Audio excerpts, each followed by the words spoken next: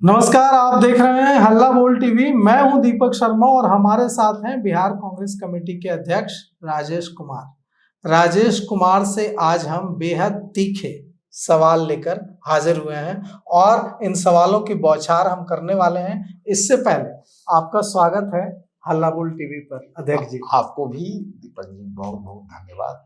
और आपने अपने चैनल का नई पारी शुरू की और नई पारी में आपने जिस कम समय में आपने जिस तरह से निष्पक्षता के साथ लोगों तक बात ले गए हैं, लोगों तक आप बात पहुंचाए हैं, तो हम समझते हैं कि आप बधाई के पात्र हैं। आपको बधाई देते हैं। बहुत बहुत धन्यवाद।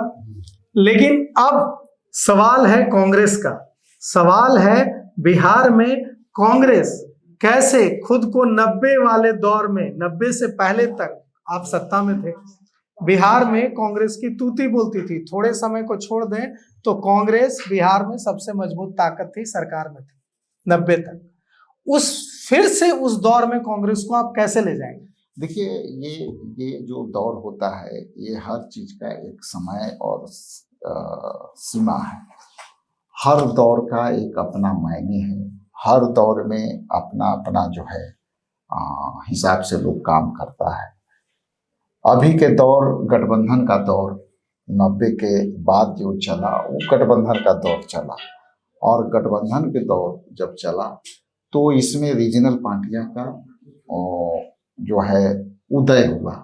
और रीजनल पार्टियां के आने के बाद पूरे देश में एक माहौल बना कि रीजनल पार्टियां जो है आगे। उस समय हम इकलौती आज़ादी लड़ने वाली पार्टी कांग्रेस पार्टी थी, तो हमने, हमारे लीडरों ने लगभग पूरे देश को संवारा, पूरे देश में विकास की उन्मुखी विकास किया। लेकिन आपने कहा कि 90 के दौर से कैसे आएंगे। ये सच्चाई है कि जब गठबंधन की दौर जब शुरू है तो जब तक ले आप गठबंधन का दौर का मिजाज जनता के सिर से नहीं उतरेगा, तब तक ले हम 90 के दौर और 80 के दौर को हम जो है उस फुल प्रूफ से हम अपने आप को खड़ा करने में थोड़ी सी कठिनाई होगी। जहाँ तक संगठनात्मक स्ट्रक्चर की बात है, तो ये भी बात सत्य है कि संगठनात्मक स्ट्रक्चर खड़ा करने में जो कार्यकर्ता, लीडर्स और ये का मिजाज है, यदि जनता का मिजाज बदला है तो कार्यकर्ताओं का भी मन मिजाज बदला है। तो इस दौर में अभी हर लोग सबसे ज्यादा मीडिया के नजदीक, सोशल मीडिया के नजदीक तो जब गए हैं तो लोग अपना अपना हिसाब से लोग आकलन करने लगे हैं। और जब अपना हिसाब से जब आकलन करते हैं तो बहुत सा डिसीजन जो है सही भी होते हैं, गलत भी होते हैं। जहाँ तक 80 के दौर में लाने के लिए हाँ, ये जरूर है कि सवाल तो तीखा है, काम भी बड़ी है। लेकिन एकदम से हम कह दें कि एकदम हम जो है आसमान से तारा तोड़ के ला देंगे, तो उसके लिए तारा टूट सकता है। लेकिन उसके लिए समय और सूझबूझ और संगठनात्मक दृष्टिकोण से आगे बढ़ना, तब हम उस दौर तक पहुंच पाएंगे। कह रहे हैं आपके कार्यकर्ता कि जब तक कांग्रेस पार्टी बिहार में राष्ट्रीय जनता दल की पिछलग्गू बनकर रहेगी, तब तक कांग्रेस का जो आधार हुआ करता था बिहार में, दलित, मुसलमान और सवर्ण, वो जुड़ नहीं पा रहा है कांग्रेस के साथ। तो क्या राष्ट्रीय जनता दल की पिछलग्गू के तमगे से आजाद होने का वक्त आ चुका है? कांग्रेस उस दिशा में आगे बढ़ रही है बिहार में? जैसा कि मैंने कहा कि देखिए, अभी गठबंधन का दौर चल रहा है और देखिएगा कि गठबंधन के दौर में रीजनल पार्टियां का जब उदय हुआ तो धीरे धीरे बहुत चरम पर था। हम अपने कार्यकर्ता या लीडर की भावना को समझते हैं, उनकी भावना को सम्मान भी करते हैं। जहाँ तक अलग लड़ने की बात है, तो हम कल भी कहे थे, आज भी वो दोहराऊंगा कि हम चुनावी गठबंधन हमारा अपने पार्टनरों के साथ है और चुनाव तक जब आते हैं तो देखते हैं कि सारी प्रक्रिया एक साथ होती है, संयुक्त रूप से हो गया। अब हम 5 साल और 4 साल बाद चुनाव होने हैं, तो उस समय के क्या दौर होगा, अभी के क्या दौर होगा, लेकिन हमारा गठबंधन चुनावी गठबंधन हमारा रहा है। हम आगे फिर विस्तृत चर्चा करके, अपने लीडरों से चर्चा करके इस पर हम पुख्ता आपको जवाब देंगे। औरंगाबाद के कांग्रेस के कुछ कार्यकर्ताओं से बात हुई हल्ला बोल टीवी की। उन्होंने कहा कि तेजस्वी यादव ने, राष्ट्रीय जनता दल ने दलित के साथ विश्वासघात किया है कुटुंबा में, और दलित का श्राप लगा है तेजस्वी यादव को, इसलिए तेजस्वी यादव 25 सीटों पर सिमट गए हैं। और जो साजिश रची गई है राष्ट्रीय जनता दल की ओर से कुटुंबा में हमारे अध्यक्ष को हराने के लिए, वो एकदम खुलकर गठबंधन की मर्यादा को तार तार करते हुए खुलकर सामने आ गया। तो आपके तो जो कार्यकर्ता हैं वो औरंगाबाद के कुटुंबा के, मेरी जिनसे बात हुई तो बहुत व्यथित है कि एकदम छिप कर नहीं, सामने आकर साजिश हुई आपके खिलाफ राष्ट्रीय जनता दल की ओर से आपको हराने के लिए। देखिए, अब ये तो चुनावी दौर है, चुनाव में हर तरह के मुद्दे चलते हैं, हर तरह के घोषणाएं चलते हैं, हर तरह के हथ गंदे जो है चलते हैं, वो सब चलते रहते हैं। आप कार्यकर्ता का भावना किस तरह से है वो आप समझ सकते हैं, लेकिन मैं इतना ही कहूँगा कि चुनाव में सभी तरह का टूल्स इस्तेमाल होते हैं। अब कौन टूल्स, जो टूल्स इस्तेमाल हो गए, कौन टूल्स बच गए, तो ये अलग विषय है, इस पर हम ज्यादा कुछ कहना नहीं। ढकिए मत अध्यक्ष जी, बहुत ज्यादा गुस्सा है, गुस्सा बहुत ज्यादा है कार्यकर्ताओं में। राजेश राम हार नहीं रहे थे। राजेश राम को Bharatiya Janata party, NDA, Hindustani Awam Morcha, Lojpa, RLM ने नहीं हराया है। राजेश राम को भीतरघात ने हराया है। तो कब तक चुप रहेंगे राजेश राम? देखिए, ऐसा है कि गठबंधन में बहुत सी सीमाएं हैं, उस सीमा से हट के भी कुछ काम हुए हैं, खास करके पूरे बिहार के परिप्रेक्ष्य में। और जो से गठबंधन का जो धर्म है, उस धर्म में बहुत सा चीज है कि हम लोग गठबंधन को पुख्ता तरह से हम लोग चलाने की कोशिश किए। कई जगह हम फ्रेंडली फाइट का हुआ, हमारे यहाँ भी फ्रेंडली फाइट की चर्चा हुई। तो जब इस तरह के बातें आती है तो लोगों में कन्फ्यूजन होती है, और कन्फ्यूजन हुआ भी, और अंत तक कन्फ्यूजन रहा। ये बात सच है कि कन्फ्यूजन रहा। क्लियरिटी में थोड़ा सा लोगों को, वोटरों में, कार्यकर्ताओं में शंका रहा, लेकिन बाद में हम लोगों ने उसको रिजॉल्व किया। बाकी तो कार्यकर्ता के भावना को तो कोई व्यक्त करने से रोक नहीं सकता, लीडरों के भावना को कोई रोक नहीं सकता। लेकिन ये भी बात सच है कि इंडिया गठबंधन में यदि कई जगह ऐसे टूल्स इस्तेमाल हुए हैं जो एक दूसरे के खिलाफ था। यह माना जाता था कि बिहार में जो दलितों में जो डिवीजन था वोट का, कि एक हिस्सा था एनडीए के साथ, तो एक हिस्सा कांग्रेस और महागठबंधन के साथ भी था। लेकिन कुछ सीटों पर जिस तरह से गठबंधन धर्म का पालन न करते हुए विश्वासघात हुआ, उसका असर यह दिखा कि जिन सीटों पर परंपरागत रूप से दलितों का जो वर्ग महागठबंधन और कांग्रेस के लिए वोट करता था, वो भी अलग हट गया और वो भी निराश होकर हाथ से चला गया। तो ये, इसको आप कैसे देखते हैं? देखिए, एक चीज तो जब बहुत अस्पष्ट नहीं हो पाया, क्योंकि जब कई फेस का घोषणा हुआ, खास करके डिप्टी सीएम को लेकर के, तो लोगों में ये उम्मीदें थी कि शायद सभी जगह जो है और सभी वर्गों से डिप्टी सीएम लिए जाएंगे। तो ये कन्फ्यूजन दलितों में भी हुआ, ये कन्फ्यूजन अल्पसंख्यकों में भी हुआ कि हम डिप्टी सीएम के चेहरा जो है उस समय डिक्लेयर होना चाहिए। हालांकि ये सामूहिक फैसला है, उस पर मेरा कोई खास टीका टिप्पणी नहीं है, लेकिन जनता का और कार्यकर्ता का सोचने का परसेप्शन कुछ बदल गया कि आखिर जो है इस तरह का क्यों हुआ। तो ये अपने हिसाब से हर कोई आकलन करता है, जनता भी करती है, वोटर भी करता है, और वोटर अपना जब करता है तो अपना वो निर्णय भी देता है। तो ये सब बातें जो आपका सवाल है, उस सवाल का मोटे तौर पर ये जरूर है कि जनता में ये बातें की क्लियरिटी नहीं थी कि दलित चेहरा। क्लैरिटी नहीं थी अध्यक्ष जी, विश्वासघात था, जिसको आप कंफ्यूजन करार दे रहे हैं शब्दों में से खेलते हुए कि वो कंफ्यूजन था, वो कंफ्यूजन नहीं था। ये जो है एकदम सोची समझी कॉन्स्पिरेसी थी, साजिश थी, जिसको आप कंफ्यूजन कह रहे हैं।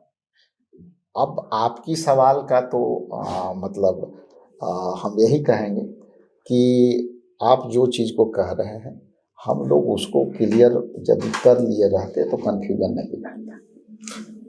जो हुआ वो उसका असर ये है कि उन सीटों पर जहां यह माना जा रहा था कि कांग्रेस पार्टी महागठबंधन बेहद मजबूत है, अभेद किला है, वहां किला ढहा। आगे की राह क्या है, आगे कांग्रेस पार्टी कैसे बढ़ेगी? देखिए, आगे हमारा स्टैंड क्लियर है कि संगठन को नई सृजन हम करेंगे, संगठन को सृजन का अभी हम 14 तारीख के तैयारी में लगे हुए हैं। इसके बाद अनुशासनिक कार्रवाई भी तय है। जिस तरह से लोगों ने पार्टी का छवि खराब करने का कोशिश की है, मैं जो है ऊपर हमारे हाई कमान और नेतृत्वकर्ता ने इसको बहुत ही गंभीरता से लेने को कहा है और हम लोग उसको गंभीरता से ले भी रहे हैं। और किसी के भी यदि शिकायत है तो हम इंटरनल डेमोक्रेसी में विश्वास करते हैं।